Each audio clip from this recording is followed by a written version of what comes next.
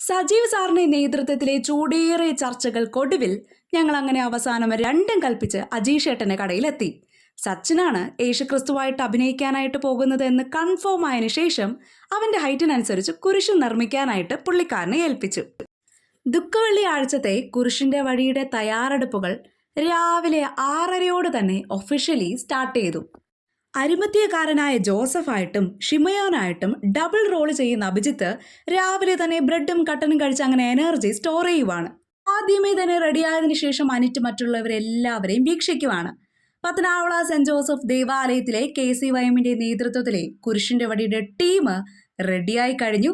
പ്രാർത്ഥനയ്ക്ക് ശേഷം ഞങ്ങൾ അങ്ങനെ ഇറങ്ങി. ഞങ്ങൾക്ക് റെഡിയാകാനായിട്ട് വീട് സൗകര്യം തന്ന സുനിൽ ഉപദേശിക്ക് സ്പെഷ്യൽ താങ്ക്സ്. ഈശോ 1-ാം പ്രാവശ്യം വീഴുന്നു. ഈശോയെ മാതാവ് കാണുന്നു. ഭക്തിയായ വേറോനിക്ക ഈശോയുടെ തിരുമുഖം തുടയ്ക്കുന്നു. ഈശോ 2-ാം പ്രാവശ്യം വീഴുന്നു. ഓർസ്ലേ നഗരിയിലെ സ്ത്രീകളെ ഈശോ ആശ്വസിപ്പിക്കുന്നു. ഈശോ 3-ാം പ്രാവശ്യം വീഴുന്നു. ഈശോയെ ക്രൂശിക്കുന്നു. ഈശോയെ മാതാവിൻ്റെ മടിയിൽ കിടത്തുന്നു. ഈശോയെ സംസ്കരിക്കുന്നു. ഇതിലേറ്റവും ടഫായിട്ടുള്ള പാർട്ട് ഏതാണെന്നറിയാവോ? ഇതാണ്. കഥാപാത്രങ്ങളെ ഒരു സ്ഥലത്തു നിന്ന് മറ്റൊരു സ്ഥലത്തേക്ക് എക്സ്ചേഞ്ച് ചെയ്യുക. ഞങ്ങളുടെ ഏക ആശ്രയം കമൽ ചേട്ടൻ്റെ കാറായിരുന്നു. ശ്രീജ ടീച്ചറെ കൂടെ ഉണ്ടായിരുന്നു സപ്പോർട്ടിന്.